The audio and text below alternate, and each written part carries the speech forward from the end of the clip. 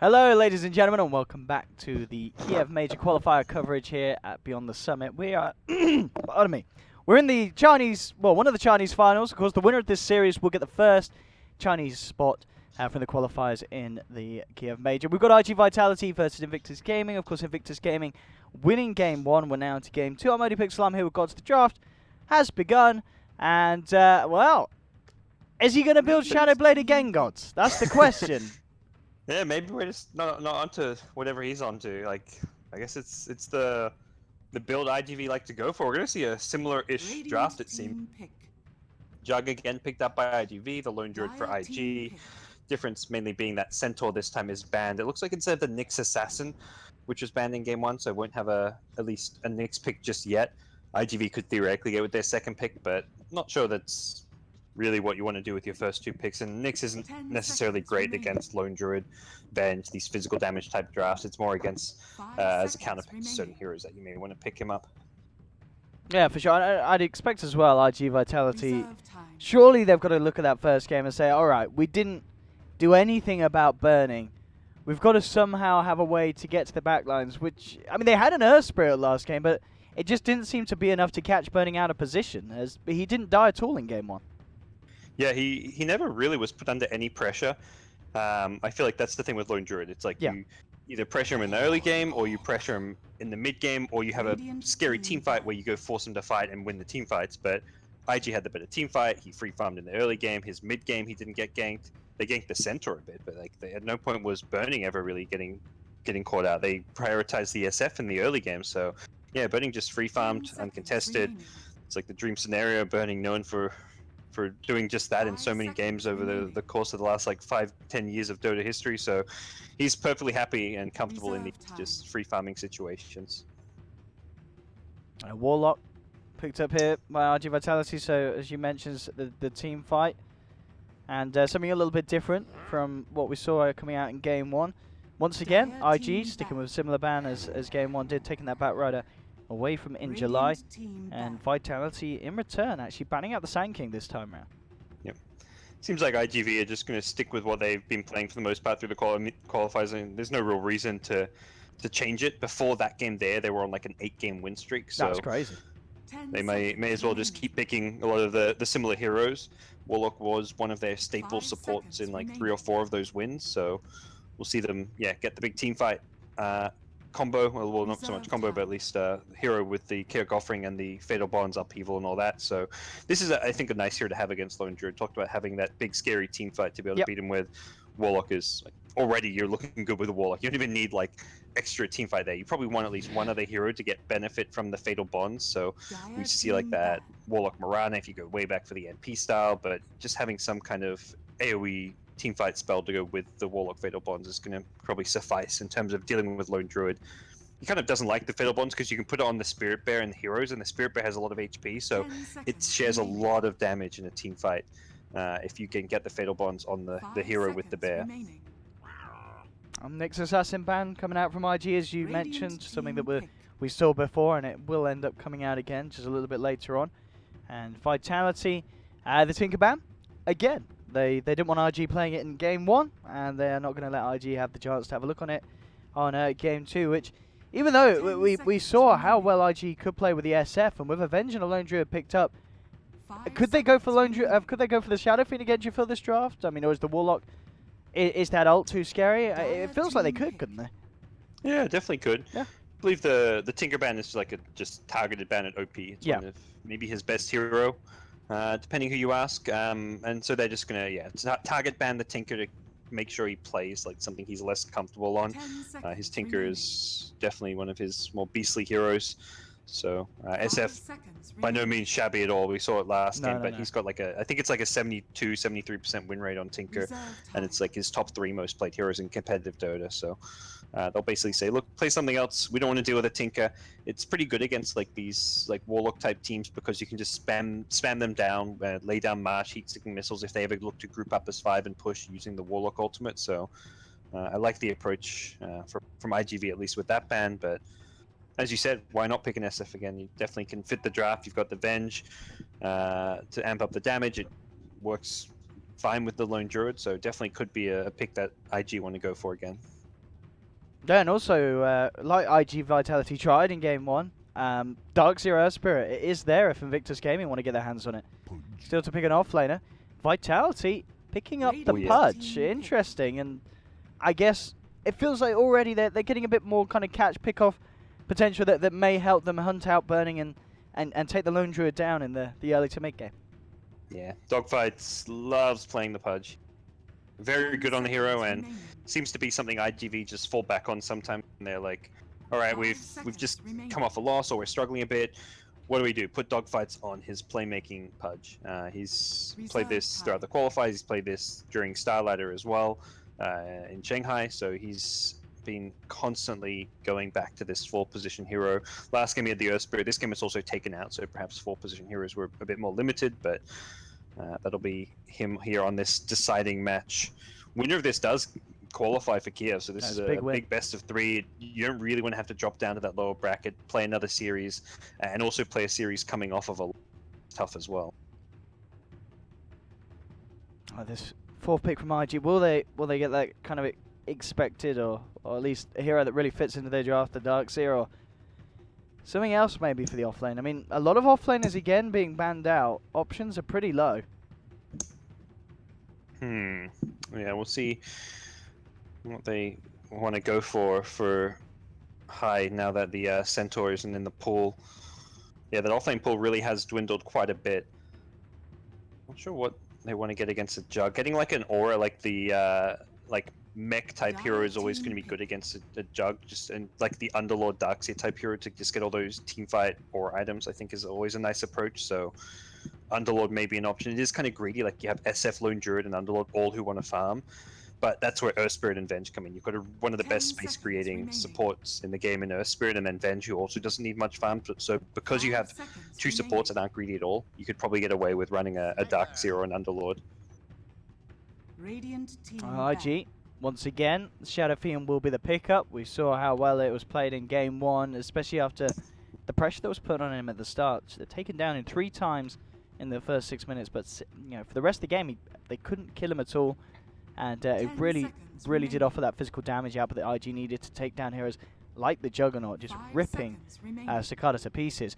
But IG.Vitality do get the sniper, and that was something that Invictus Gaming themselves banned out when they played the SF in the mid lane in game 1. So IG.Vitality will have that, at least that hero that we know that Invictus Gaming would rather not play against in the mid lane. Yeah, and it actually runs very well with Pudge. The Shrapnel's a very nice setup for the hook. So if you're ever trying to run away and you get caught in like a level 2, level 3 Shrapnel, it's almost impossible to dodge a hook with that slow on you. So very good hero to pair with Pudge for a mid laner. And yeah, it's a good matchup against the SF, especially at those early levels. So there will be some pressure on the Earth Spirit to get something done in the early game. So we'll see what Q can do there as far as the Earth Spirit goes. Last bet on Beastmaster. I guess you're kind of running down the offlane pool, so we'll see some unconventional offlaners banned. Yeah, but Clock as well taken out. I mean, but both teams needing that offlane. Where do you? I mean, Darkseer is the kind of the real one that screams out for both sides as well. You know, Darkseer, Warlock, Darkseer, Earth Spirit. I feel like that's got to be the hero for at least one of the teams. Yeah.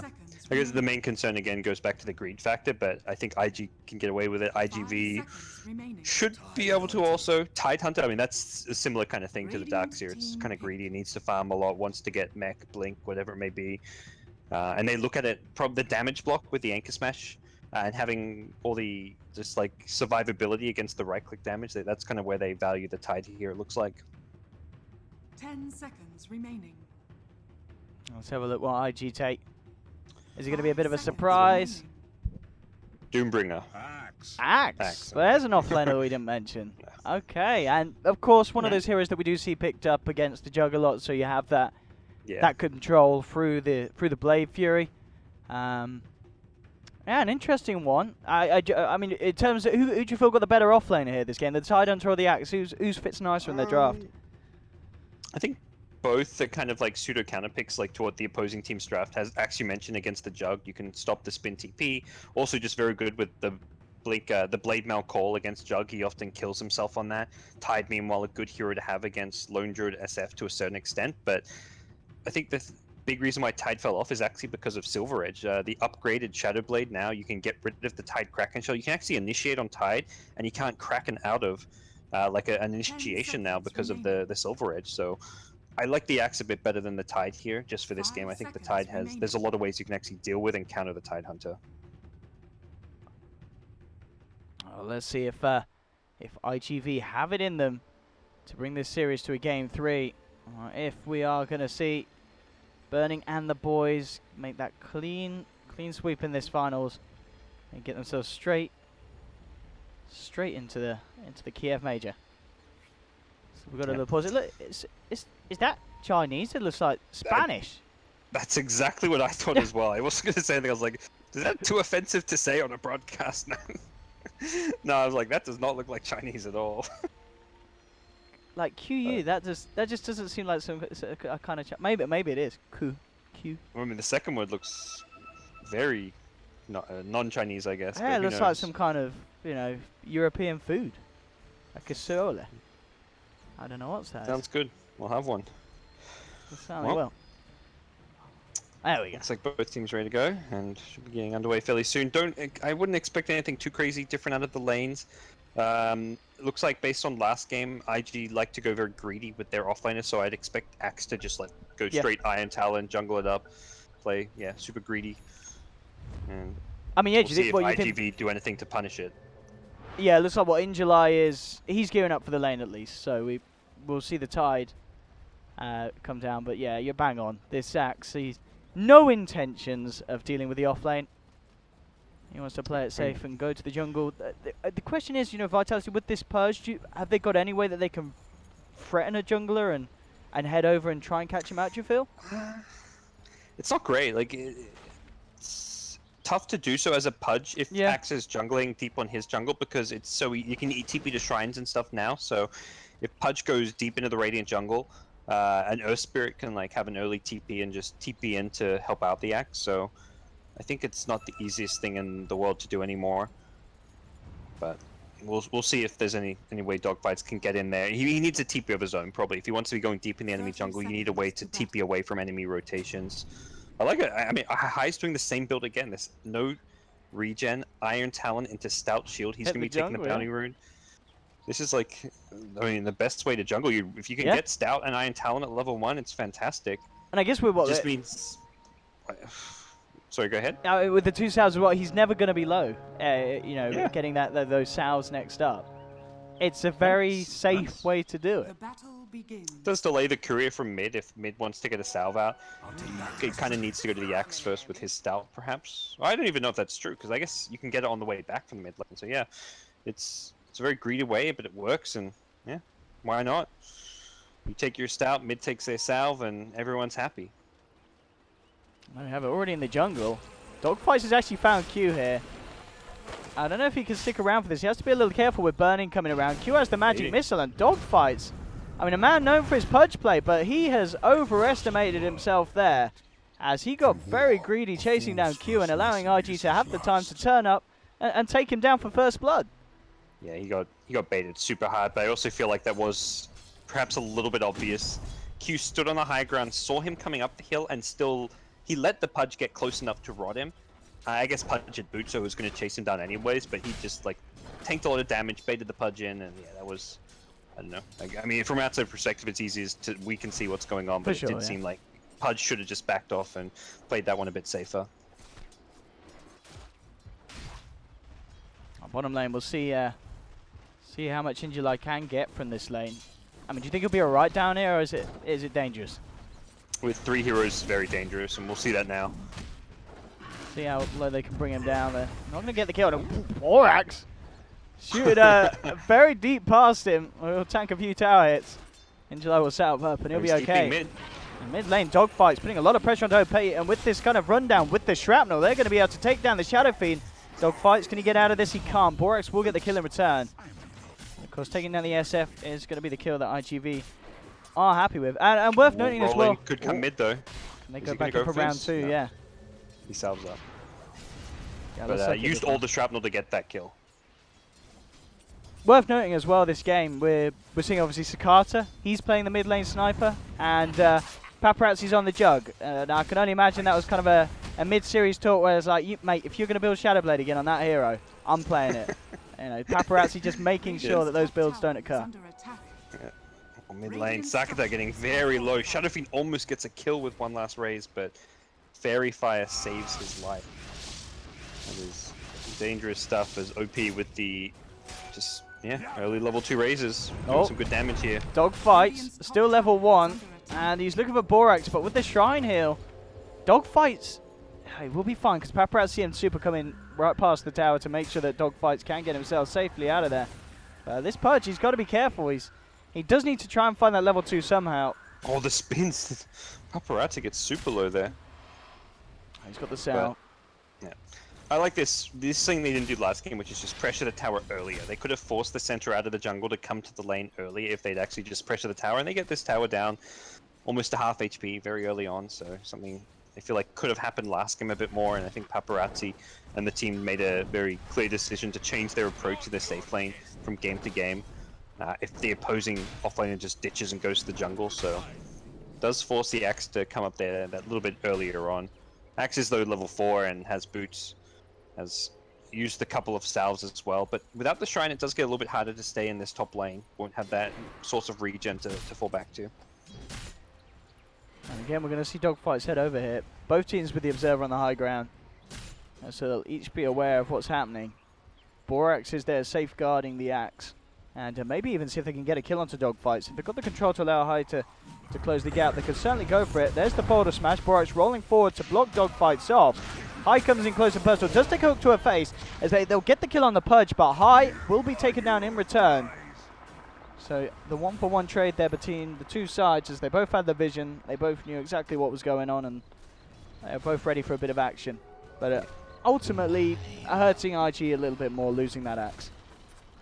Yeah, hurts him a little bit more losing the Axe. SF gets the kill, which is kind of nice, but they don't want to see their Axe going down too much in this early game. Did pick up his Tranquil Boots already still, so he's at least able to instantly take the top, can farm the lane, and then fall back in the jungle. But yeah, you don't really want to be trading your Axe for a support at this stage. Dog fights here in the mid lane from the Invis rune, grabs Borax. I think he was maybe hoping for OP, but either way they wouldn't have had the damage to kill either of them. As Borax and OP are able to walk back out. Looking at the safe lane as CS-wise, 24/7 on Burning, and trying to make a bit of a go here onto In July. But of course on the top lane, Paparazzi being given this free lane early on with High, getting those first few levels in the jungle, is sitting at the top of the farm. The mid lane matchup, Sniper and SF. SF with the slight lead. He's kind of trying to do his best to catch back up. Overall, yeah, missing a bit of farm at the moment, but would you say there's who do you feel is having the better time? It seems relatively close. Yeah, pretty even. Jug's getting a bit more out of the safe lane than what Lone Druid is. Able to just get a bit more farm. Hasn't been pressured, and that's a byproduct of Tide actually going to the lane. Tide went to the lane, Axe went to the jungle. So what's happened is Axe has heavily outfarmed the Tide, but the carries are getting a slight edge for the Jug. Don't think Lone Druid really cares. As long as he's getting decent farm burning, he's like, well, I'm at least farming, and he can always pull ahead and catch up through taking down some early towers. That's what we saw early game. Burning was able to push a pretty fast T1 bottom, and then he rotated to the offlane and pushed the tower up there. So I don't really think he's looking at this game like, oh, Jug's ahead of me. It's 200 gold difference between the heroes, and I think realistically we'll see things even up, if not swing Burning's way, depending on how those first couple towers go. Regeneration. Still looking at dog fights to try and get something a little bit more done. It still feels like this Pudge has been struggling at the start. Still just a level 2, and he's died the 3 times. Has managed to set up the 2 kills that Vitality have, but I'm sure Dogfights would just hope to find a little bit more in this stage of the game. And he's setting up on the top lane, maybe seeing if they can catch them out if they move too far out the lane. High. Picking up the Vitality booster, so of course we'll look for the Vanguard before the Blink Rush. Yeah, he seems happy just to go for these greedier builds. It worked fine last game. IG just played a more farmy game, and then if they have to wait for the Blink, they just say we just farm while we wait for it. Another hook misses up top. Unfortunately, Dogfights is just off his game, this Pudge game. I've seen him do so well in the hero in so many different games, but he's been unable to find those easy kills for his team, and has made quite a big difference. If you look at that kind of net worth of the majority of the heroes outside of the jug, it is IG with the advantage here.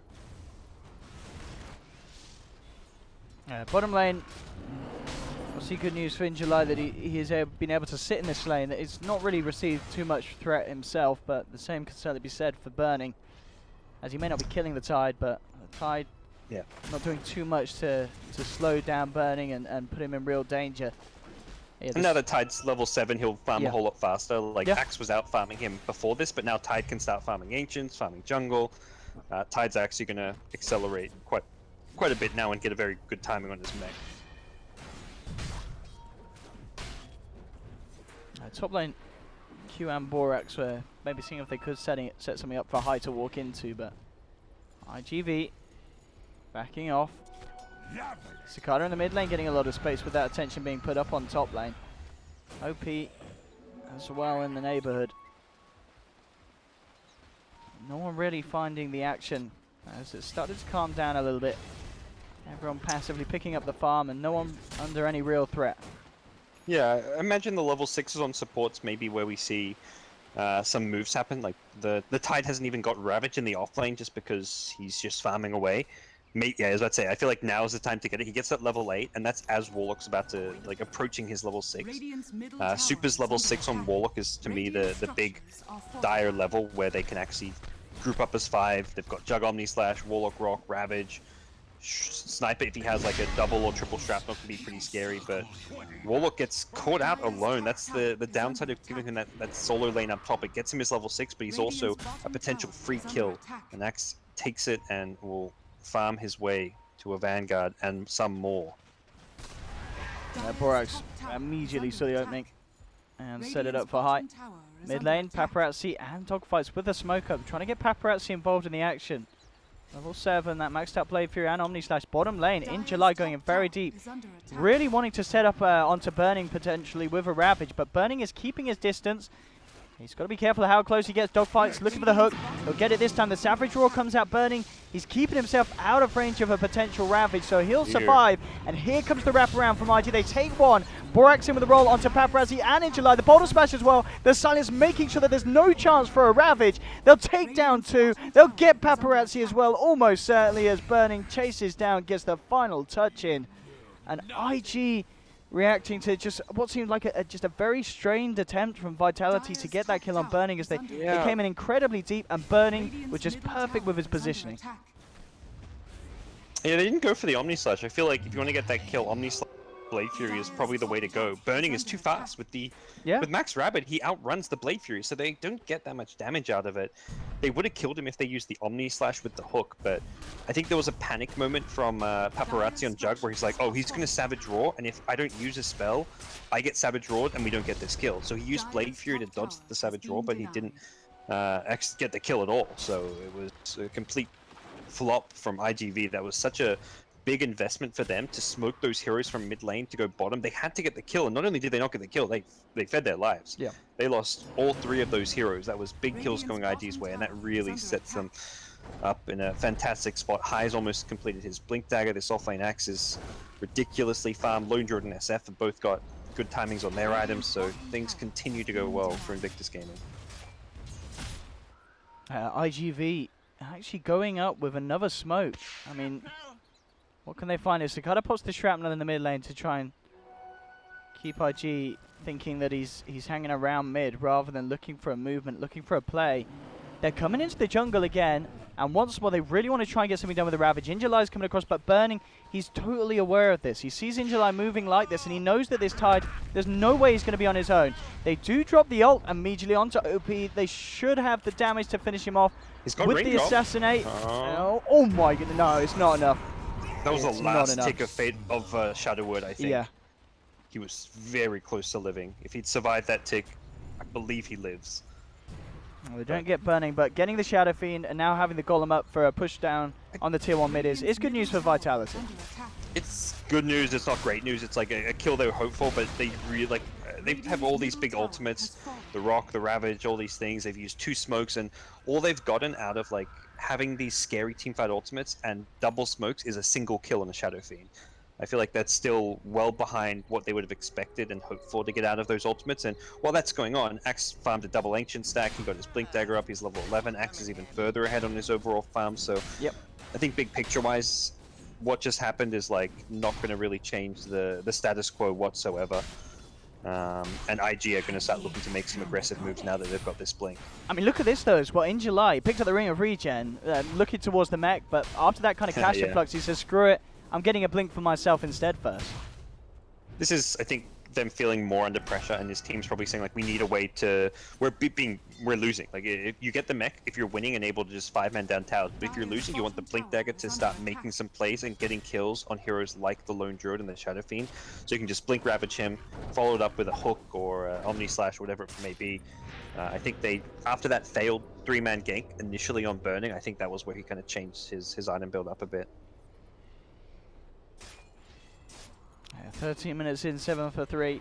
We'll see who's able to get the biggest play out with these newly found Blink Daggers on both offlaners. Burning. What's he got going for him? He's got the Dragon Lance now complete. And indeed we'll be looking towards the Maelstrom.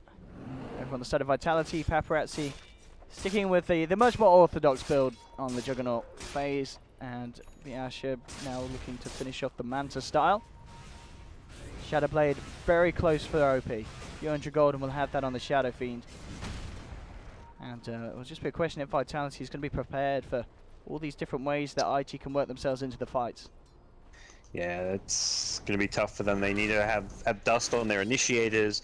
They need to land like decent hooks. I mean, Dogfights is still not even level. He's going to hit level 6. It looks lame, but they need to have all their big ultimates kind of working together if they want to win those fights, and they're about to get that Chaotic Offering back up, so I would expect another move from IGV. Smoke up perhaps. They are kind of grouping around this shrine, all 5 of their heroes in the neighborhood. Whether they go for a 5-man smoke or maybe leave one hero pushing a lane, we'll wait and see, but definitely inclination towards taking a team fight at this stage, forcing some towers, trying to use those ultimates. You don't want those ultimates just staying online while your opponent's farm. You want to take the fight to IG at this stage, knowing that they are actually currently beating you in terms of net worth. If you look around, see some of their items they've got, you know, there's definitely some concern in the IG.Vitality camp.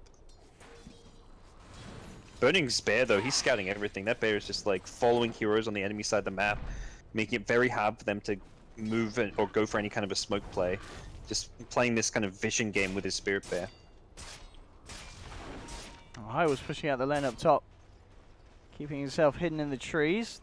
It is this full 5-man of Vitality coming around, looking to start to group up and get some objectives. And as you mentioned, with the Chaotic Offering up, they certainly have got the full potential to do so. But it's going to be bottom lane where they see Q coming out, and immediately they're going to TP over a couple of them and will look to go for the kill. Q tries to Magic Missile and TP out, but the Dismember, of course, will be there. And Dogfights and In July do get themselves a free kill. At the same time, though, top lane, IG, they know that 2 heroes are committed. Down bottom, High leads in, does take Chaotic Offering to the face here. Boulder Smash comes through onto 2. But it actually looks like with the Chaotic Offering dropped, they're able to punish High's aggressiveness, as he really felt that he could make something happen, knowing that the full 5-man of IGV wasn't there. But I guess he wasn't prepared for Super to just drop the ult on his head.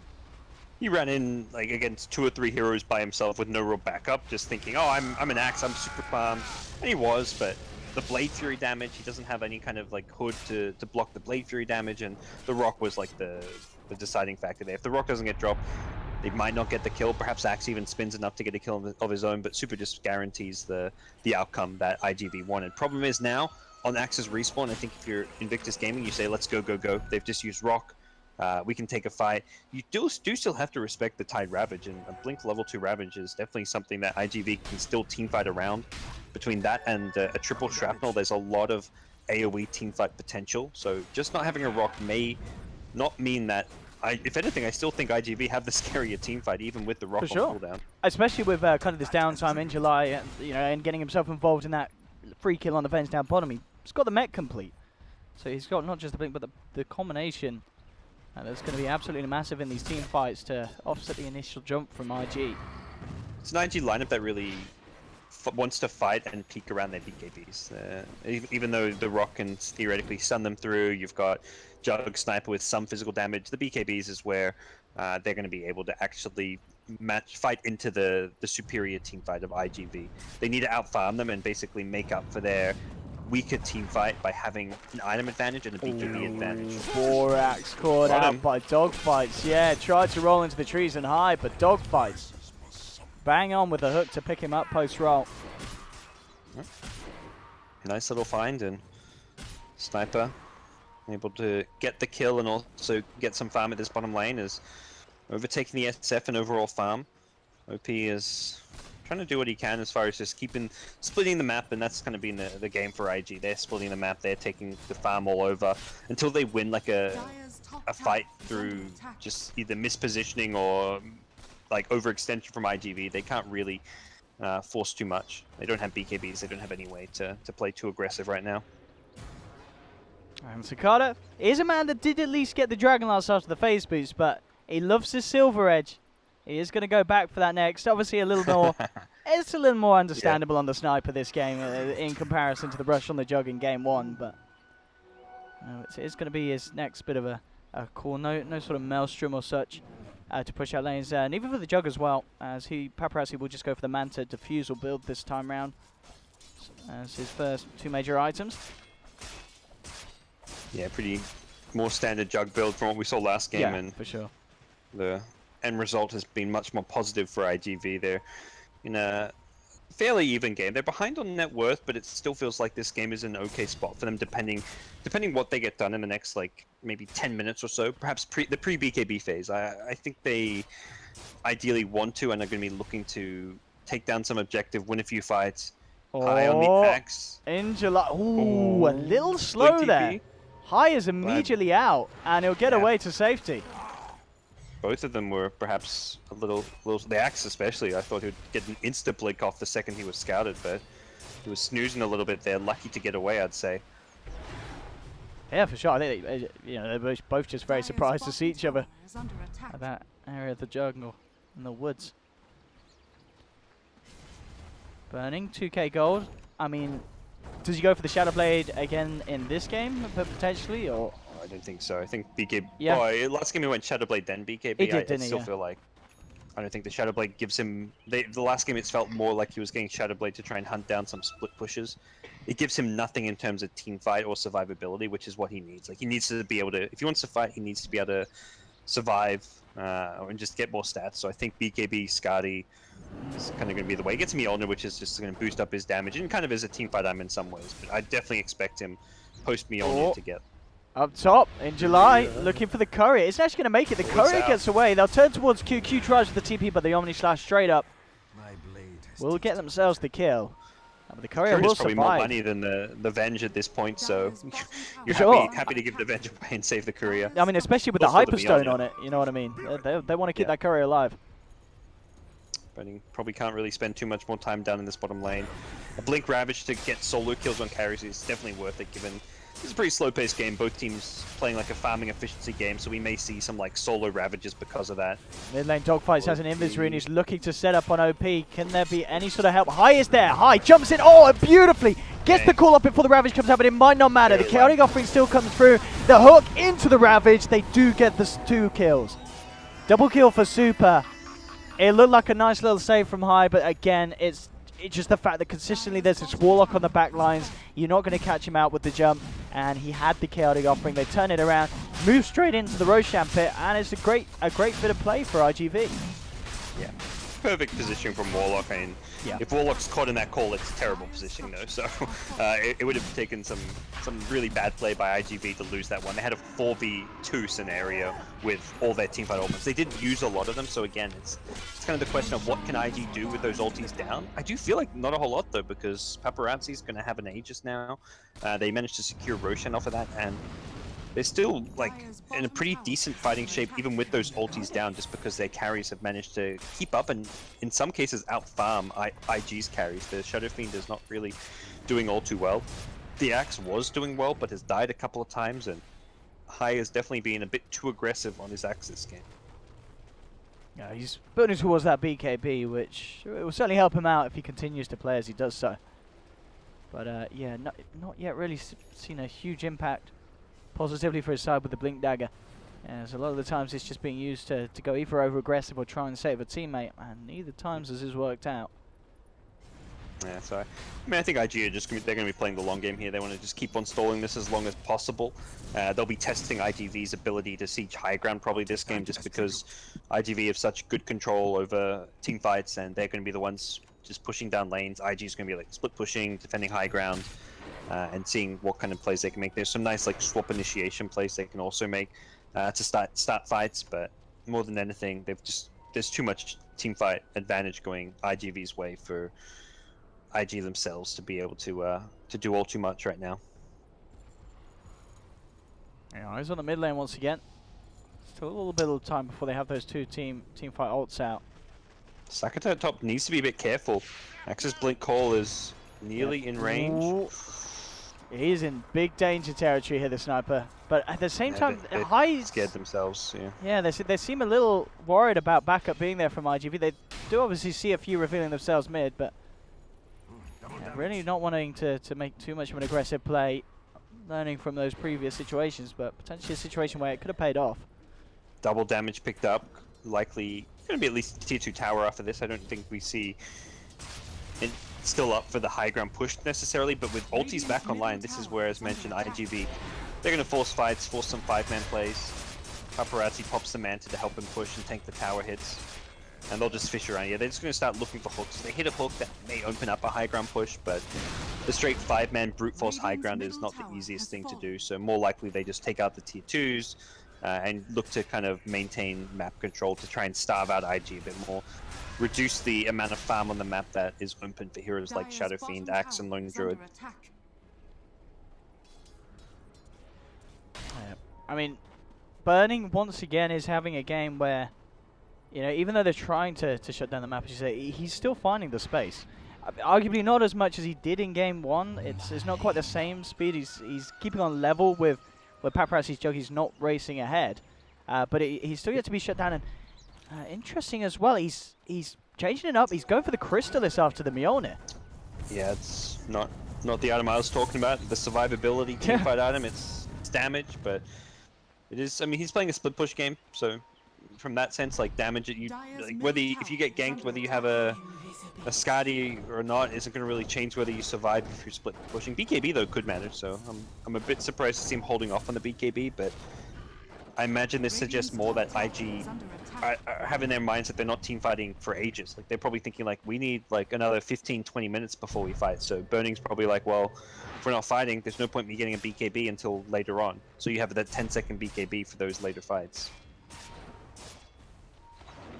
Yeah, I mean, I guess ultimately being able to scale it up into a Bloodthorn could be nice against Paparazzi if he gets the butterfly, but he's still gonna have the Manta and such to play around it.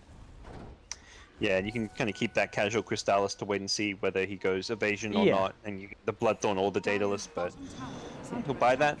The split push at bottom, it looks like IGV want to punish it, but they've already lost dogfights. This time they will do the quick kill and the clean escape. TP out straight under the nose of Paparazzi, but of course nothing on this jug to hold back the SF. So they get a kill, they get out. Burning continuing to get space on the top lane. And you do have now the extra catch out from IGV with Paparazzi picking up the Blink Dagger. And of course Sakata, as we just saw, just finishing off the fully fledged Silver Edge. Feels like IGV are happy to just match IG and go late game themselves. It's not like I talk about how IG just wanted late and just farm up all these big scary items to try and beat the big team fight advantage through item advantage. But IG.Vitality themselves, they do pretty well with items. Their heroes, their line definitely scales themselves. They've got Chug Sniper, 2 great carries, and I mean, having the team fight advantage in late game is still a big thing to have. Tide is one of the heroes that just gets better and better the later the game goes. BKBs theoretically get shorter, although there's no fights right now, so BKBs aren't being used. But Tide can also use items pretty well. Warlock, Fatal Bonds, Aghanim Scepter, more levels on him, it can theoretically be good as well. So I think IGV are taking a pretty sensible but safe approach to this game. They could look to try and force high ground and end the game with their ultis, but they'd rather just slow roll it, guarantee some more farm, and better opportunity for their push. Oh, now it looks like they're going to look to try and utilize it in July, jumping forward. See the rollout from the Earth Spirit. They will chase him down here, looking for the hook. They're not going to quite get it. As Cicada forcing forward, should be able to finish this off, yeah, with an assassinate to the head. Borax will be taken down. So IGV, they do get one with that smoke. Yeah, it was essentially the support really worth tanking the gank. Yep. Thanks the gank. I take the tier 2 tower. Bottom was already very low, so it wasn't like it did a whole lot of damage to get that tower. But with Earth Spirit dead, looks like they do want to chip at the high ground. Sniper perhaps just going to right-click it away. Jug may go in for some Blade Fury damage, but unlikely to be able to get much damage onto this tier 3 tower unless they really want to force a fight, and I don't know. This is post-Aegis, so it seems like a silly time to actually go for that. Yeah, as you said, IGV still happy with maintaining a passive state to this game if they feel that they can't quite break high ground yet at this point. And IG themselves, BKB is done on high. They are a little bit better kitted up for dealing with the team fight of IG.Vitality. And IGV aren't going to give it to them as of yet, even though they do have all the big ults available. And they'll just play it safe and continue to work towards their next items on their big heroes. Yeah, both sides have the same kind of mentality and approach right now. Things feel pretty tense here with a spot at the major on the lines. So rather than risk anything, they're just going to play the farming slow game, and burning queuing up a Daedalus is looking like a very scary late game. They are going to go for a smoke, so it's either you farm safely and passively or you move out as 5. There's no like, let's force high ground. There's no like 2-3 man smokes. It's always playing as a 5-man unit here in the battle of the IGs. Both teams have been doing pretty well at avoiding each play like this. Here's the circle. I think that was light blue circling the secret shop area, saying they are in this location. Absolutely. Dire scan was used. I'm not sure if it actually spotted. I didn't see the scan. It just shows up on the log, so perhaps they caught wind of them with the scan. And once again, we're seeing IG struggling to find that fight that they would have. Well, they were trying to look for. It could have been risky, even if they did find a jump in, because all the ults were there for IG.Vitality. Like, they would have had to get like a perfect call. Otherwise, there would have been at least the Tide or the Warlock to turn around any potential jump. They do have those BKBs, but still, it's quite scary, especially if Jug and Sniper are in position to get the physical damage done. Imagine they thought they could maybe get a quick pick off on a core hero using the blink call.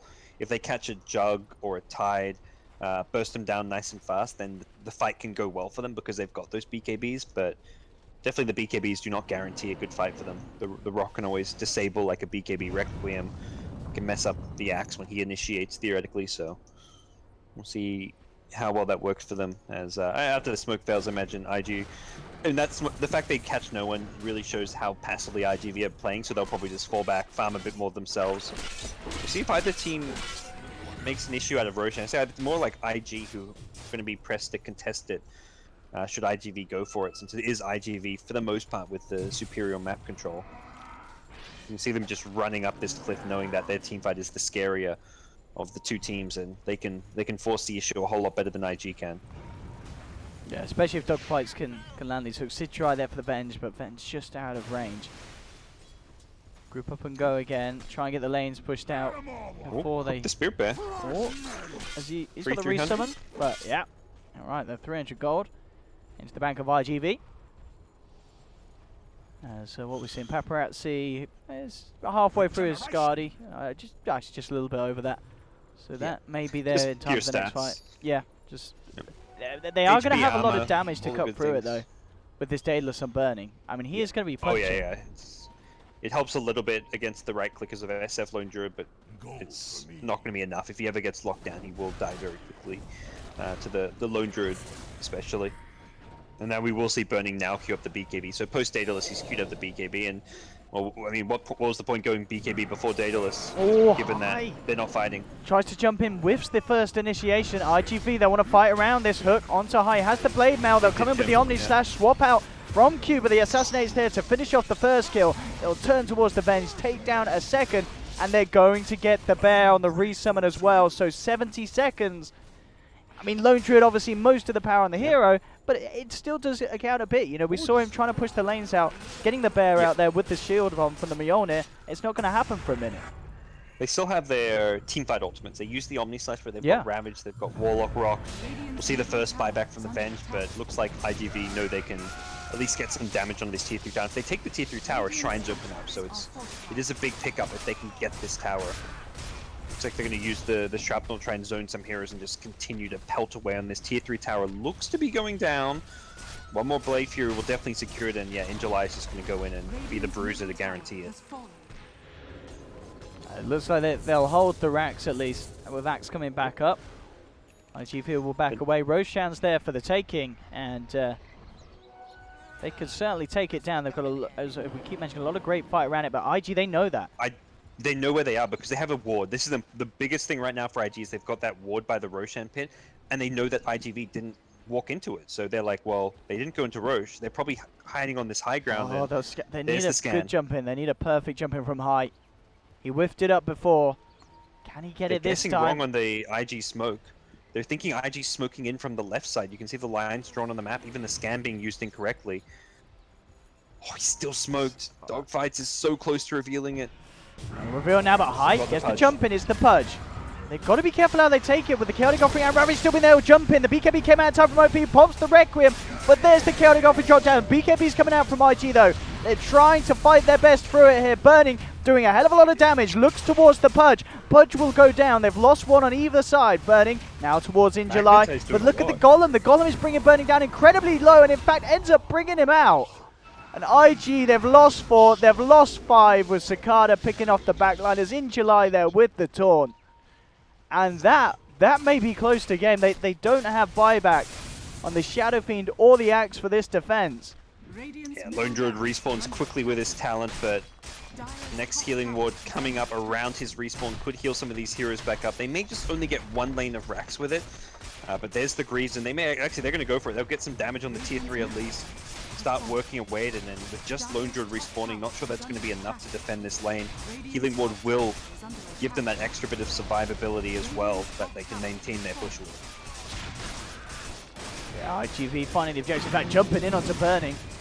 Savage Roar will be there to hold Paparazzi back. Q with a good swap. Paparazzi Blade Furies. And with the healing ward, he will get himself out by looks of it, unless Borax can chase him down with the bottle smash. It misses, but the magic missile doesn't.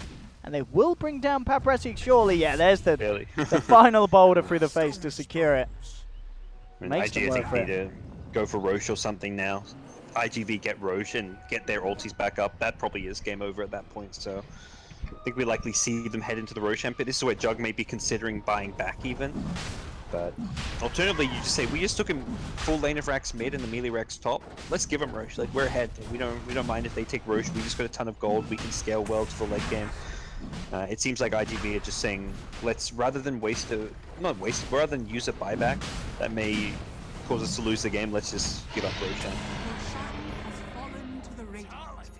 Let's see what they can get with this. Yeah, Burning with the Aegis. And they have this relatively short window now where there's no Ravage and no Chaotic Offering. And they'll be able to get a tier 2 almost certainly, but by the time they reach the tier 3s, Vitality's team fight will start coming back together. So yeah, IG just have to take the one objective. They've got to play it safe. They've got to back up. Likely needing Burning's BKB as well. They're going for a Shadow Blade on the Axe. It looks like the kind of item I think they need to try and get to the Sniper himself. Sniper's been positioning really well in the fights. It's a lot easier for a Sniper to do his thing than Lone Druid, just because the Ravage and the Rock protect the Sniper so well. And even the Jug protects Sniper well. He's this frontline carry that will just get in your face, Omni Slash you, and you can't get past the Jug to get to the Sniper. On the IG side, you've got 2 range carries with SF and Lone Druid, and as a result, it's all on the Axe. Axe is the only kind of frontliner you have to get past, and last fight was very split up, and that's where Axie kind of went on the Sniper. Didn't quite kill him with the Earth Spirit. Oh, Burning! Cost him. He could be in trouble here. They've jumped in onto him. He's trying to get himself out here with the form, but there's the swap out. Okay, Q turns up just in time, but it's costing the life of Borax, cost the life of the Vengeful Spirit as Cicada just cleans up. And they may have saved Burning. We've had the 2 supports for 40 seconds as IGV. I'll take a tier 2. I mean, And just pushing the Aegis. I don't think they're afraid of an Aegis. I don't think As long so as they've either. got ultis. Yeah, they've got everything ready to go, IGV. Burning does have that BKB finished. Is it going to be enough? IGV's teamfight is so terrifying. See how they can Teamfight for hold. IG is gone Oh, too. if they could take the tide out before he gets the chance to ravage, that would be brilliant. He pots the Shivas, tries to get out. The chaotic offering on the backlines in July survives. Burning pots the BKB. Cicada, he's already cut down the Shadow Fiend. IGV, they found one of the big cores. He does have buyback available. Burning, he's used his BKB. Chaotic offering was dropped. They've still got the ravage though. Yeah, they were all in on the Tide. That was the call from IG. Initiate on Tide, bring him down, take out the Ravage. Oh, in July jumps forward. They will be able to swap him back. Can they bring him down this time? He's incredibly tanky, but he gets the Ravage out in time. Does fall. Buyback from OP. They'll turn towards dogfights. He's been left on the front lines. They'll take down the Purge. Can they get more? Already, Borax, he's looking to super high. Gets the two-man call. Gets the Jug. And he's able to... Oh, can they actually kill him? He tries to juke it off with the Manta and the Blade Fury, but the Root comes through. They've taken down a fourth. IG do hold, and in fact, Borax still playing around with super, buying time for OP to turn up, and OP, he'll be able to clean up the Warlock as well. Borax, will he survive the Shadow World? I don't think he will. Maybe the Urn helps him enough. No, it doesn't. They'll lose the Earth Spirit, but IG wiping Vitality with that defense, and just some beautiful blaze coming out high, hitting the perfect blink call to follow through and make sure they get all the kills out of it. The Tide did get the Ravage out, but Burning, he was able to sidestep just out to the side of it and turn around and really get the damage out. Warlock buys back? Odd. Oh, yeah, I guess he's just gonna... He feels like he's gonna need to buy back regardless, and his teammates aren't because they were the low cooldown respawns, but double buyback. They're really not wanting to lose a Rax here, and Burning OP will probably start thinking about retreating here. The Jug buyback, the one buyback they want to save. 4 heroes alive should be enough to deter any IG push. It is still a 2-lane advantage for IG.Vitality here in this game too. I want to force that game 3 decider in the Kiev qualifier. Yeah, absolutely. But IG just making very good calls on the defense there, really. I mean, not always you see the Tide being as heavily focused as this, but whether it's the Tide or Warlock, whoever they can grab just to eliminate one of those team fight ults at the start, and of course, very unlikely to get the Warlock with his positioning, but Tide, he's going to want to jump in, but he's also going to want to be on the front line, kind of tanking for the team. And IG, they've got the damage to bring him down as quickly as they can. One more high ground defense like that, and this game suddenly gets a lot scary if IG... They just use 2 buybacks. I think IG, yeah, they go fight again. Oh my if you goodness. kill these heroes If who don't have Vitality buyback, lose a hero here, that's, yeah, indeed, with the buyback on cooldown. they may not be expecting a smoke. Jumping from high, he's caught out the Juggernaut. They'll try and hook him out, but he's moved down to the low ground. Can they finish him off? He Blade Fury's away in the midst of it. OP comes out with the Requiem. They'll look towards dogfights. Pudge, he's almost certainly going to go down here. Borax is already trying to look for more. Cicada trying to get himself away with the Hurricane Pike, but look who's here. It's Burning, dishing out the damage. Cicada's down, and Vitality, they're 2 heroes out. No buyback, they're falling apart. Paparazzi swapped back. He Manta's Blade Fury's trying to get himself away, but Burning, OP and Q chase him down. Can he actually get himself back to safety? Forced forward, will get the blink off in time, but they lose the Warlock. 3 dead on Vitality. They don't have any buybacks on these heroes. It's slipping away from them after we saw them take 2 racks, have this fantastic team fight potential, but IG have just come together and picked them apart. That 4 stuff, for a second I was like, was that IG's 4 stuff? Would have been like the next level 4 stuff. Oh wait, was it Vitality's force? It was. They screwed themselves up because the hook missed. Yeah, the hook would have hit without that force. Right? The Warlock's the only one with the 4 stuff. They've got... yeah, they've got a Hurricane Pike on the sniper. Yeah, it might have been the sniper as well. Whoever it was, blame the core. Completely screwed them over because the hook missed as a result, and well, that is problematic. Let's see how much IG can get done. Dogfights. Look for Golem. Look at the heroes. Melee racks to fall.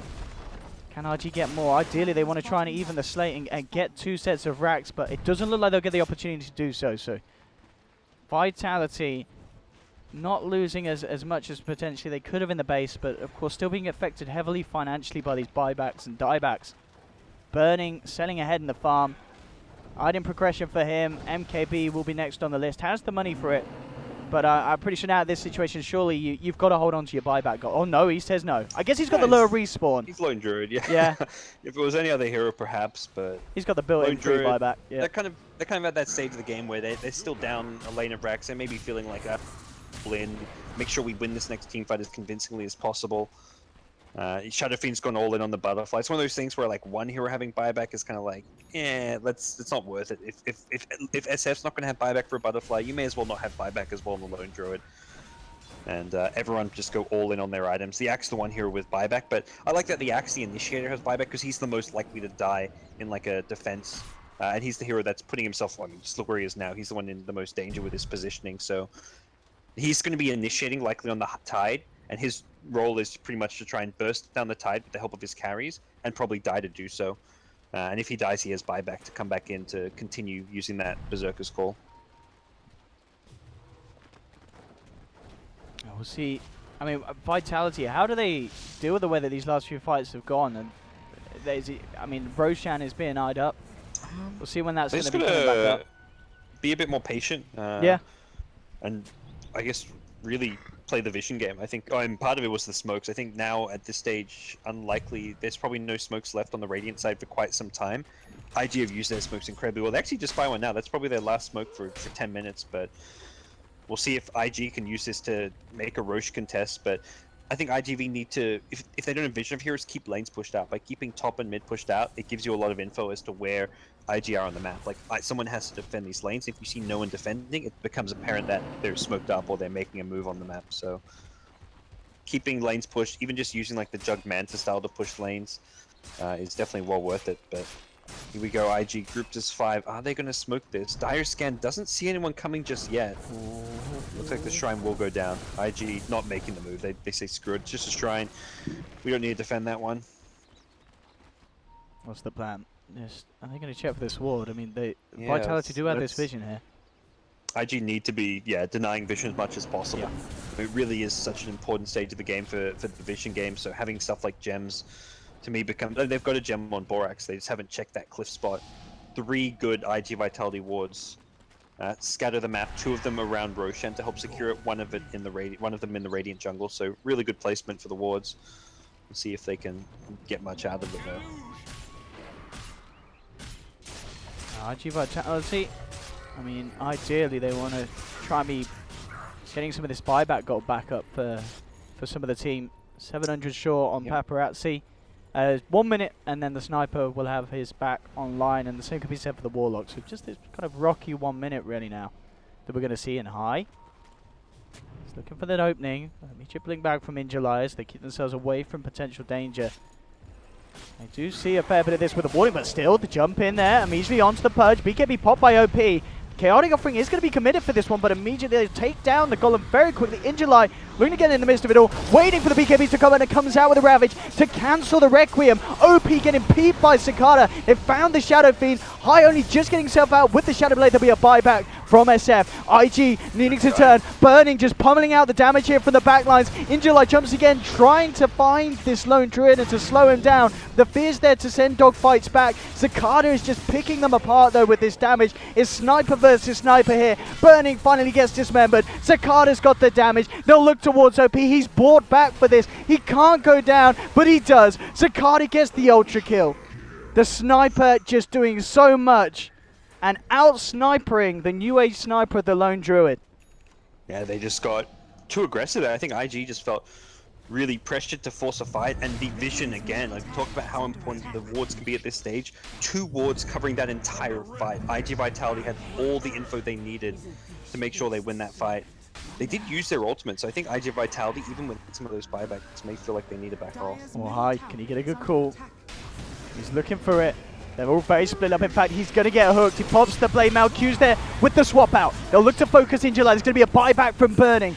He really wanted to hold on to it, but he knows that he's needed for this final fight. Pops the BKB, looking towards this Sniper, but Cicada trying to keep his best position out of it, but he's been rooted. How can he actually finish it down? He tries for the call, gets the Battle Hunger out. They're allowed to chase down, finish off the Sniper, but IG, they've lost 3 heroes. And they still do not have buyback, of course, on the Shadow Fiend. Venge and Earthspirit are out. They do have Burning alive, so they can push out these lanes. Yeah, Vitality, even though they do lose the sniper, the jug, the purge, they're still in the better position. They have buybacks available. They're not going to be forced to use them. And as you mentioned, yeah, big item pickups continue to come. Double Ravage is a massive threat, especially with these BKBs laying low in terms of the durations. I think if they want to risk it, Sniper could even like have bought back to try and end the game or at least get megas there. But again, risking it is not something either of these teams have really wanted to do much of this game. They'll play it safe. They'll go for Roshan. Only 15 seconds before SF comes back, but plenty of vision around the pit. They know that only 2 Radiant heroes are alive, and there's not really a good way to come in and contest this one. So it will be, it looks like a free uncontested Roshan. They'll even recover a gem on the ground for themselves too. Paparazzi preparing to pick that Aegis up, of course, for himself. And we are going to see IG try and contest, though. Can they get here in time? In fact, no, they can't. It's down. Roshan hits the deck. IG, they aren't going to jump in, so Paparazzi will be able to claim it. But oh, they still want to go. They get the 3-man call. Do they actually have the damage to do this? The chaotic offering's been dropped. The BKB's come out. High, he's not going to be protected, though. The Omni Slash is too much to take him down. OP, he's stuck in the pit. They'll find the Shadow Fiend. IG.Vitality taking down 2, and they're looking for more. The Dismember there to set up onto Q. IGV surround the Vengeful Spirit. 3 down without buyback. It's a triple kill for Paparazzi. And I mean, Burning and Borax are alive, but there seems very little hope for IG, and indeed they tap out. It's all too much. You said it from the draft. IGV coming into game 2, they needed the team fight. They get a Tide, they get a Warlock, and each time these ultimates just making it impossible for IG to fight into them, and they draw it to a game 3 Vitality.